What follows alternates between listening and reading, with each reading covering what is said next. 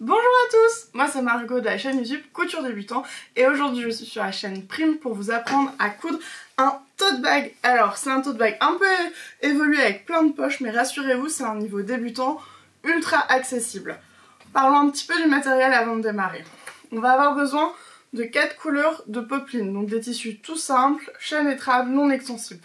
Un tout petit peu de thermocollant, idéalement du thermocollant fin, une petite chute ça suffira largement. Enfin, il faudra prévoir une petite pression de couleur assortie à votre tissu, puisqu'on va apprendre à utiliser la pince pression de chez Prime. Évidemment, il vous faut une machine à coudre, du fil à coudre, une aiguille universelle et rien de plus. Faites chauffer le fer, on s'attaque au patron. Première étape, les patrons. Donc j'en ai 3, j'ai le corps de mon sac qui est la pièce principale, j'ai ensuite la pièce poche qu'on va couper plusieurs fois et le rabat de poche. Je vous mets tout de suite le schéma avec toutes les valeurs, vous avez toutes les indications et je vous remets tout dans la description. On s'attaque à la coupe du tissu, je vous montre avec une poche. Donc comme je vais avoir besoin de 2 poches couleur rose, je vais donc plier mon tissu en 2 pour pouvoir couper mes 2 poches ensemble. J'utilise une règle pour pouvoir juste bloquer mon tissu, je prends le patron et je vérifie que c'est suffisamment large. Je regarde, je vérifie mon pliage et maintenant je vais pouvoir épingler. Alors, le fait de plier en 2 va me permettre de couper 2 poches d'un coup, ça me fera gagner du temps. Il n'y a que le tissu rose qui a besoin de 2 poches coupées. Mes épingles, je viens les planter sur le bord du papier, je les mets pas trop au centre, j'en mets bien dans les coins, mais aussi aux intérieurs parce que il faut bien plaquer le tissu et le papier ensemble pour éviter que ça nous complique la vie quand on va couper.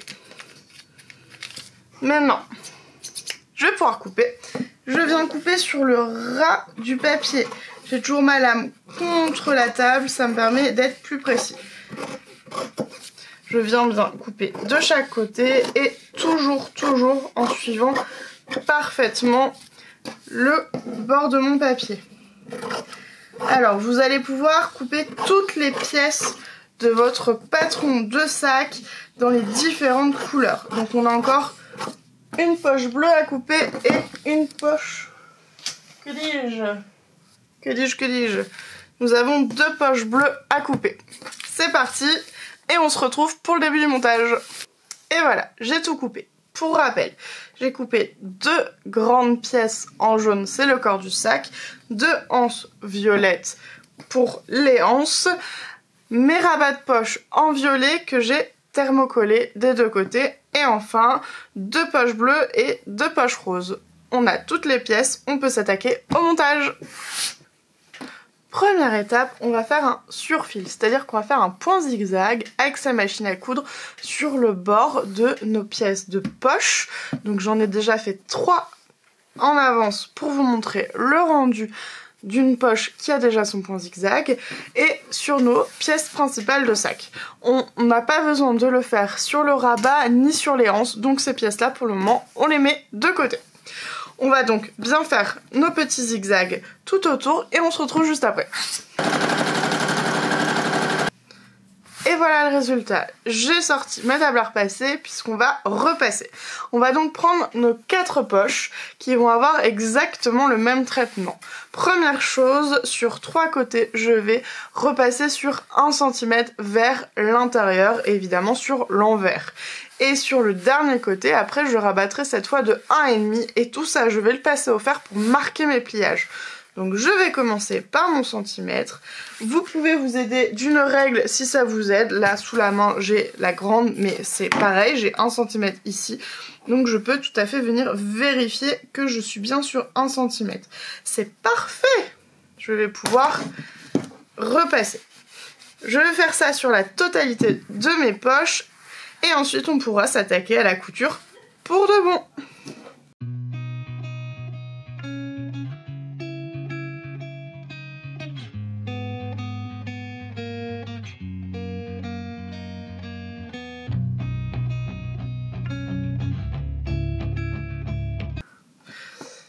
Je prends une de mes poches. Alors là, j'ai pris ma poche bleue qui sera en haut de mon sac et je vais, à l'aide d'une crétaillère, faire des tracés pour définir mes futures surpiqûres. Je préfère le faire maintenant parce que ça sera beaucoup plus facile pour moi de faire mes tracés avec ma règle que de le faire une fois que j'aurai cousu. Et je vais les faire tous les 3,5 cm. J'ai donc 3 traits à faire. Hop. Et voilà, je vais pouvoir ensuite m'attaquer à la couture en étant tranquille puisque mes tracés sont faits. Je vais faire ma première couture. Alors pour ça, je vais fermer l'entrée de poche. Donc ça va être la partie où on va pouvoir rentrer des objets ou la main. Je vais donc me mettre sur l'envers, je vais laisser le rabat des deux côtés de 1 cm et mon rabat de 1,5 cm. Et je vais pouvoir faire une couture à 1 cm du haut de ma poche sur toute la longueur. Et normalement, je devrais obtenir ce résultat-là. Pour le moment, on est toujours avec un pliage mais pas de couture. Et sur le haut, on se retrouve avec ce résultat-là. On va faire ça pour toutes nos poches. Maintenant, je prends l'un de mes grands côtés de sac. Je vais bien le mettre à plat. Je sors ma règle et ma crétailleur sans tout casser. On va commencer par faire des repères sur le bas du sac que j'ai mis de mon côté. Donc en fait je vais tracer une ligne à 5 cm parallèle au côté et une seconde ligne parallèle au bas. Comme ça je vais trouver les angles de mes poches. Pour ça j'utilise ma règle et ce qui est hyper pratique c'est que j'ai des repères tous les centimètres et les 5 cm ont un motif un peu différent ce qui m'aide à très rapidement visuellement repérer ma ligne qui se trouve à 5 cm.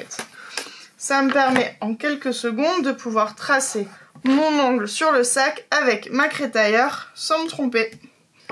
Je fais donc ça des deux côtés pour pouvoir ensuite placer les deux premières poches, c'est-à-dire celle du bas. Je vais placer une poche rose de ce côté-là. Donc je vais bien rabattre les centimètres que j'ai pré-pliés. Une fois qu'ils sont bien rabattus, je vais venir mettre ma poche pile dans l'angle que je viens de dessiner. J'aurai plus qu'à l'épingler. Donc je vais poser une épingle et ensuite je vais prendre une seconde poche bleue, celle qui n'a pas de tracé dessus et je vais la mettre en face à la même hauteur grâce à mes tracés. Il me restera plus qu'à épingler sur les trois côtés qui ne sont pas encore cousus, puis de faire une couture à 2 mm du bord pour fixer mes deux premières poches. C'est hyper rapide et hyper facile.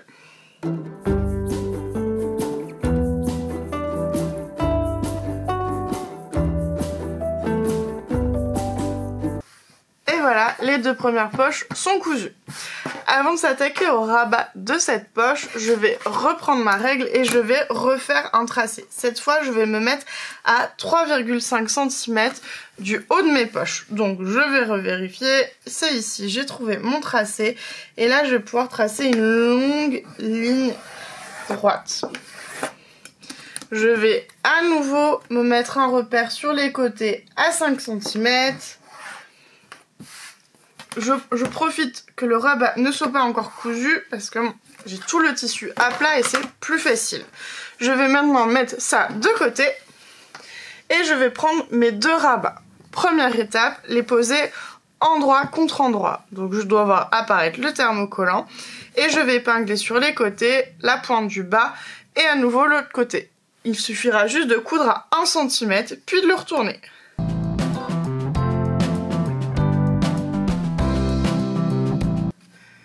Voilà, mon rabat est cousu, je vais pouvoir le retourner. Donc je commence par retourner mes angles pour qu'il soit le plus propre possible.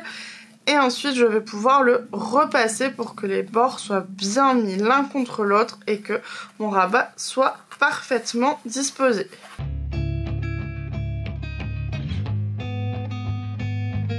Une fois que c'est fait, on n'a plus besoin de ça. On va venir rentrer vers l'intérieur 1 cm. Donc pour ça, je l'ouvre et je vais rabattre 1 cm. Je vais épingler. Donc on va y aller étape par étape sur toute la longueur et je mets une épingle au fur et à mesure.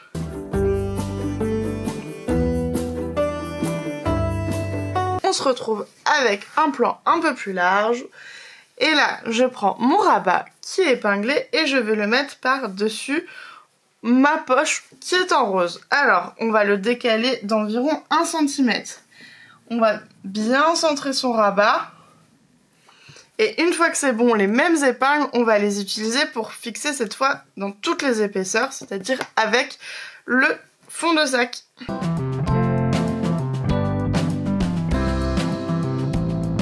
Il me reste à faire une piqûre à environ 3 mm du bord sur toute la longueur du rabat pour le fixer sur le sac.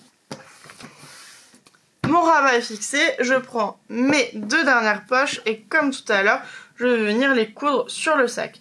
Donc encore une fois, je rabats bien mes côtés de 1 cm.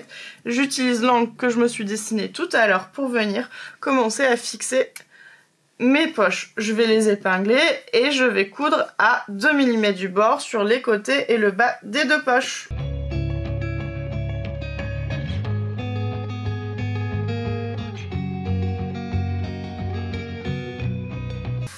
Et voilà, j'ai cousu les 2 nouvelles poches et j'en ai profité pour que ce soit un petit peu plus visible à la caméra.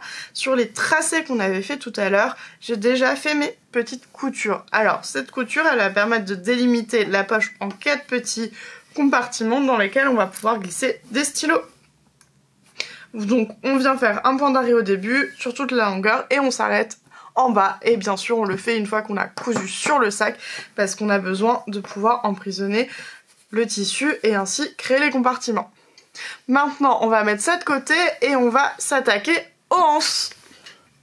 Première étape, le repassage. On va d'abord rabattre sur l'envers 1 cm sur la longueur de chaque côté.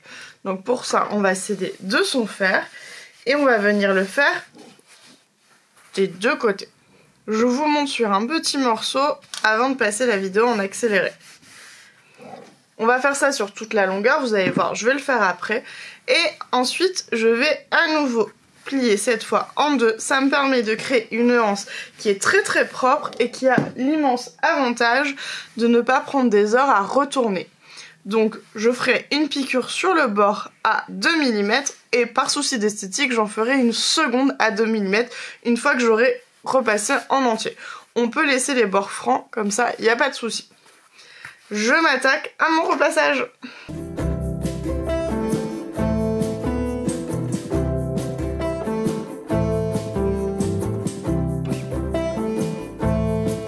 Une fois que les anses sont faites, on les met de côté, on prépare sa table à repasser et son fer et on prend déjà le premier côté du sac, donc la face avant. Je mets l'envers face à moi et je vais rabattre 1,5 cm sur le haut du sac pour préparer mon ourlet. Je vais bien passer au fer. Évidemment, je fais la même chose avec mon deuxième côté, qui est le dos du sac. Et je vais venir faire une couture à 1 cm du bord pour pouvoir piquer mes ourlets devant et dos. Et voilà, mes 2 ourlets sont prêts. Alors, on va travailler nos anses sur les faces à plat, ça sera plus simple. Je vais prendre ma première anse, je vais décaler mon sac pour que vous puissiez bien vous concentrer sur la anse. Première étape, je vais rabattre de 2 cm sur l'envers, donc si vous n'avez pas vraiment d'envers et d'endroit comme ici, le côté le moins joli. Alors, ça peut être le côté où le point est fait avec le fil de canette. Donc, je rabats sur 2 cm, je peux vérifier avec une règle, hop, c'est tout pile. Et je vais venir placer cette anse. Alors, je vais la mettre à 7,5 cm. Alors, comme on est à plat, ça va être 8,5, que je vous dise pas de bêtises.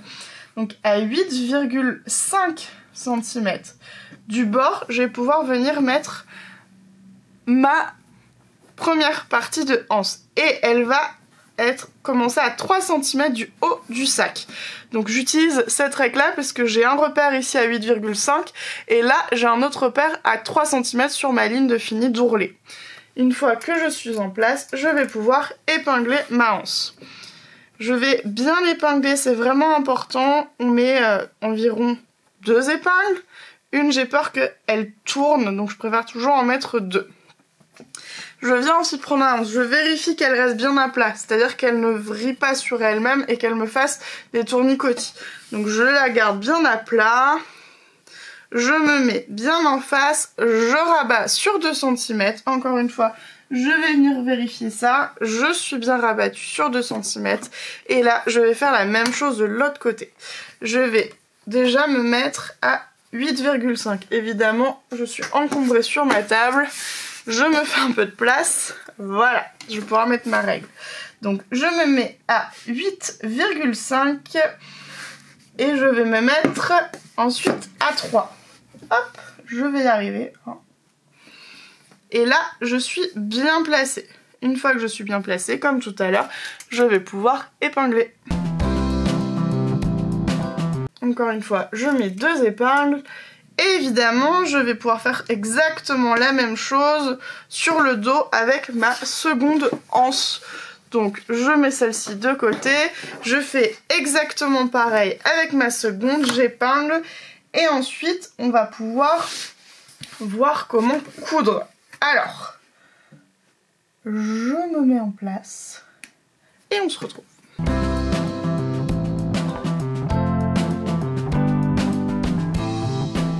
Maintenant que je suis en place, je vais coudre mes anses. Mais attention, je ne vais pas juste faire une couture en bas en haut pour la maintenir.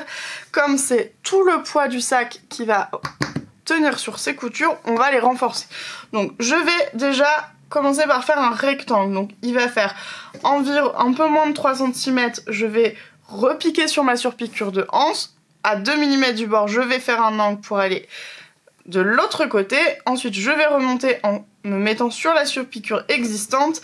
Et à 2 mm avant le haut du sac, je vais fermer mon rectangle. Alors, je parle d'un rectangle parce qu'on est sur 2 cm de large sur à peu près 3 cm de haut.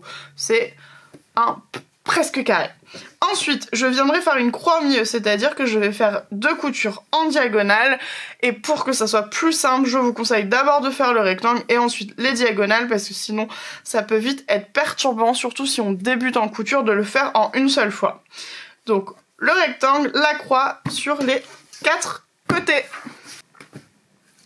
Et voilà, on a accroché nos anses. Il nous reste pas grand chose à faire. On va prendre nos 2 épaisseurs de sac, donc le devant et le dos, et on va les plaquer endroit contre endroit du tissu, bien bord à bord sur les côtés, et on va tout simplement épingler le côté, le bas et l'autre côté. Il nous restera donc à faire une couture à 1 cm du bord sur le côté, le bas et le deuxième côté. Et le sac sera presque fini puisqu'on s'attaquera à la pose de la pression. C'est parti!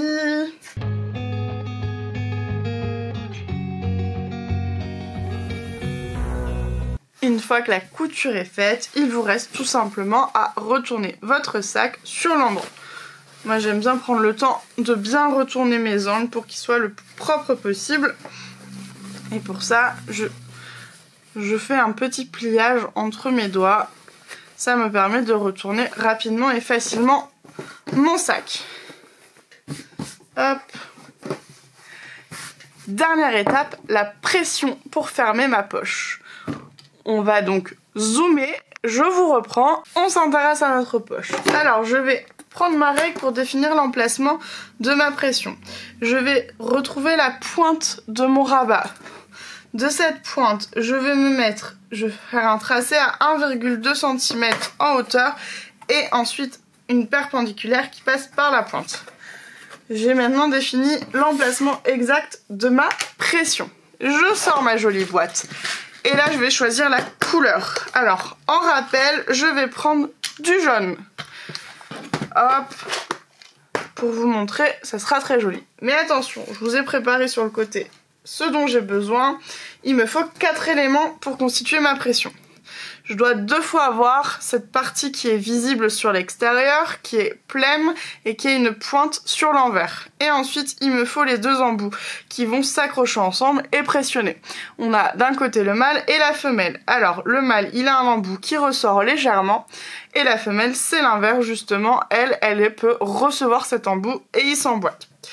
Une fois que j'ai mes différents éléments, je les mets de côté et je sors ma pince. Avec la boîte que je vous ai montrée, on a reçu les différents outils. pour pouvoir pressionner, il nous faut ces 3 morceaux là. Alors celui-là, il est en plastique, il va recevoir à chaque fois la grande pression. Les 2 autres, eux, s'associent. On a un embout en caoutchouc transparent et un embout en métal. Première chose, si c'est pas déjà le cas, vous pouvez les associer. Maintenant, ils sont associés, ils ne bougeront plus. Ensuite, il suffit tout simplement d'enclencher dans la pince de chaque côté les 2 embouts et notre pince est prête. Je vais commencer par mettre la première partie de ma pression. Je prends donc la femelle et un des 2 grands embouts. Je vais d'abord pointer, transpercer mon tissu grâce à la pointe. Si ça ne suffit pas, vous pouvez vous utiliser une petite pointe avec un poinçon ou des ciseaux, mais attention quand même. J'ai transpercé, c'est parfait. Je prends ma pince et je commence par placer cette partie-là dans l'embout. Ensuite, je viens ajouter par au-dessus sur la pointe ma pression, enfin ma partie femelle. Elle va s'emboîter mais elle tient pas puisque c'est avec la pression on va venir écraser la tige et c'est là que la pression va s'accrocher au tissu. Donc je vais pouvoir commencer à pressionner. Une fois que la pince est sur l'embout, j'ai plus qu'à presser un coup et la tige s'est aplatie. La première partie de ma pression est prête. Petite astuce pour être absolument sûr de mettre la deuxième partie de pression sur l'autre morceau de tissu au bon endroit. Comme j'ai posé, je vais appuyer un bon coup. Et en fait, ça se voit pas forcément énormément à la caméra, mais je distingue, là, je distingue l'emplacement parfait de ma pression. Je vais commencer par pressionner dans ce sens-là pour me créer le trou. Une fois que le trou est fait, cet embout plein avec l'impointe va venir à l'intérieur. Je ne le vois pas. Et c'est en face que je vais maintenant sur l'endroit mettre mon mâle. Ils sont emboîtés et comme tout à l'heure, je viens rentrer les éléments dans la pince. Une fois que je suis en place, je pressionne et c'est tout simple. Ça ne demande pas beaucoup de force, hein. Et ma pression est mise. Tadam! Bon. On a vu aujourd'hui comment se coudre un sac hyper facilement au niveau des outils indispensables. Moi je vous recommande la petite planche de travail, vous avez vu je m'en sers pour couper, pour travailler. Une règle avec tous les marquages, c'est top. Et évidemment le projet du jour c'était d'utiliser une pince pour pressionner. Donc j'ai utilisé celle qui va avec les petites pressions de couleur. Et si vous prenez la boîte complète avec la pince, vous avez aussi les pressions en métal qui sont toutes compatibles avec cette pince. Moi c'était Margot pour Prime et je vous dis à très bientôt.